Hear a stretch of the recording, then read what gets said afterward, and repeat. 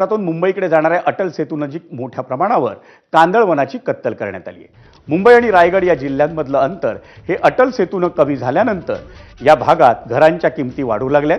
त्यामुळे कांदळवन तोडून तिथं भूखंड निर्माण करणारी टोळी सक्रिय झाली आहे। कांदळवनातल्या झाडांवर जुन्या बांधकामाच्या मातीचा भराव टाकून त्यांचा बळी घेण्यात येतोय।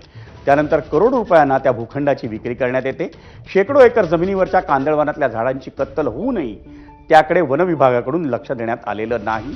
पर्यावरण तज्ञांनी या संदर्भात तक्रार करूनही सिडको आणि कांदळवन विभागाकडून सोयीस्कर दुर्लक्ष होतंय। हवा है वो खाली गरीब आदमी के लिए है। अगर हम एक पेड़ भी काटते हैं तो हमारे ऊपर एफआईआर हो जाती है। और यहाँ पर ओपन डे लाइट में सबके सामने ये अटल सेतु सब बड़े बड़े लीडर, जजेस, ब्यूरोक्रेट सब यूज़ करते हैं। सब देखते हैं कि यहाँ डिस्ट्रक्शन हो रहा है, लेकिन फिर भी उनका कोई एक्शन नहीं हो रहा है। महाराष्ट्रातील कामगारांच्या दीर्घकाळापासून प्रलंबित असलेल्या